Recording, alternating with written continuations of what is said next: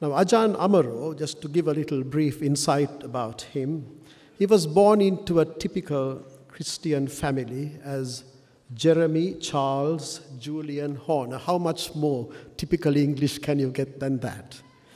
Ajahn Amaro, as he is now known, graduated from the University of London with an honors degree in psychology and physiology, which undoubtedly gave him a true insight and a scientific insight into the working of the human mind. He was graduating at a time when the flower power and hippies and sex and drug and alcohol and rock and roll music were the order of the day. But young Julian Horner became quite disillusioned by all of this material world, and he decided to go on an open-ended spiritual search which eventually took him to Thailand, to a forest meditation monastery, and he was eventually ordained as a monk under the great Ajahn Chah, a great teacher and a mentor. He returned to the UK as a resident monk at the Chithurst Monastery in Sussex, and subsequently moved over to the Amaravati Monastery. His pleasing personality won him many friends, and he was able to take the Buddha's message across to California, where with some generous funding, he was able to establish the Abhayagiri Monastery in California. Having moved over to the USA to manage the center, the call came from his predecessor, Ajahn Sumedho, inviting him to take over the reins at Amaravati Monastery. And in 2010, Ajahn Amaro was appointed as the chief abbot. Ajahn Amaro has authored many books, all of which have received excellent reviews. So with such an impressive background, I have no doubt that Ajahn Amaro's talk on Kathanyu Kathavedi will be eagerly listened to by one and all. I invite you, sir, to deliver your lecture. Thank you. Venerable members of the Sangha, Venerable Bhante Sila Vimala, and distinguished honored guests who have come today to be present for this great occasion. I'm very honored and happy to offer a few words in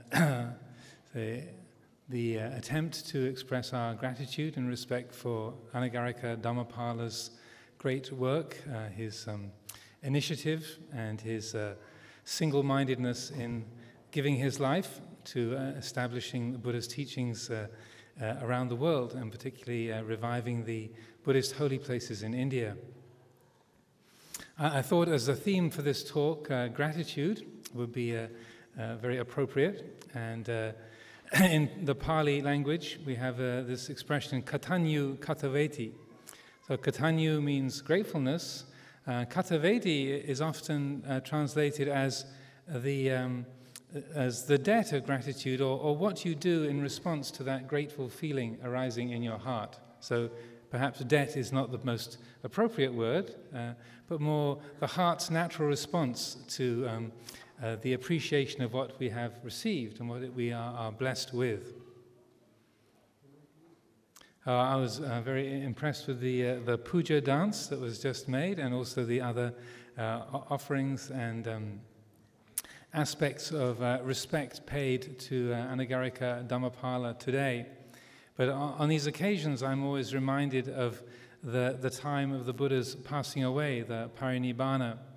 At the end of his life, according to the legends, he was 80 years old, and he had journeyed to this small country town of Kusinara, and was staying out in the forest. And he, as his last hours were coming, he laid down underneath the sala trees there. And even though it was not their season, the sala trees burst into flower, and the flowers started raining down on him, and also mandarava flowers from the heavens and heavenly sandalwood powder rained down upon him. And his attendant, Ananda, said, "Yeah, this is amazing, this is incredible. there's these the flowers on the sala trees have broken into blossom, and the heavens are singing. This beautiful fragrant sandalwood powder is raining down. Never before has the Tathagata, has the Buddha, been so honored, so revered. Such gestures of respect have never before have such gestures been paid to him. And the Buddha said, yes, Ananda, this is true. Never before has the Tathagata been honored, so revered, and so worshipped as to this degree. But, and he was always making an effort to correct Ananda's slightly over-enthusiastic views, or slightly biased views. And he said, Ananda, but if you really want to praise and worship and revere the Tathagata, to revere the Buddha in the best way, then either a monastic or a layperson, they will dwell practicing the Dhamma properly, and they will fully pursue and develop the way of the Dhamma to its completion. And that's the way that you most fully say honor and respect and express your worship for the Tathagata. So that is a little incident that always struck me very deeply, is that it's very beautiful to offer flowers and to speak words of praise and honor, but as the Buddha said, if you really want to pay respects to me, then you'll actually follow my instructions.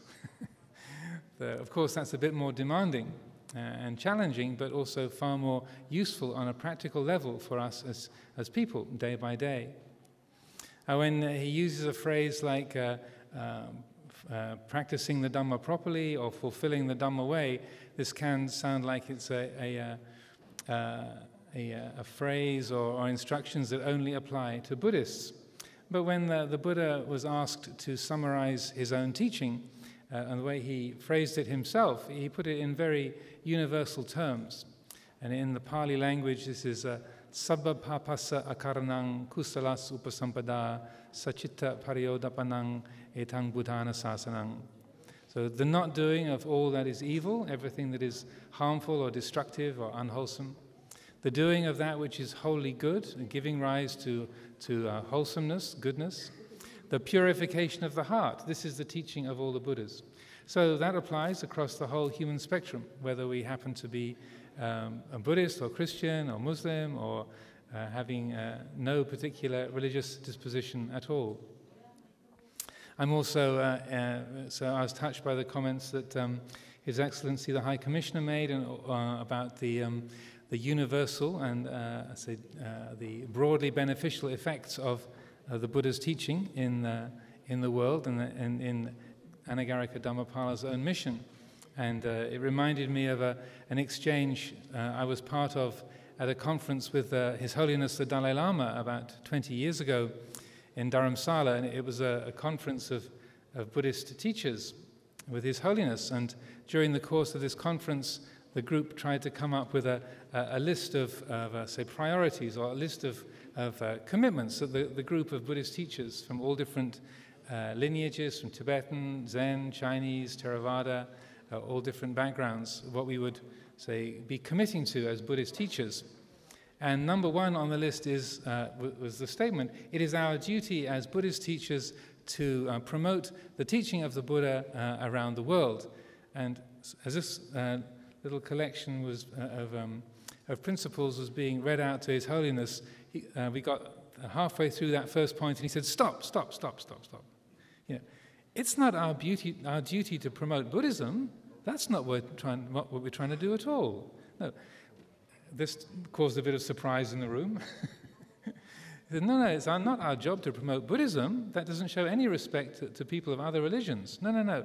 What we're trying to do should be to promote human goodness. That's our priority.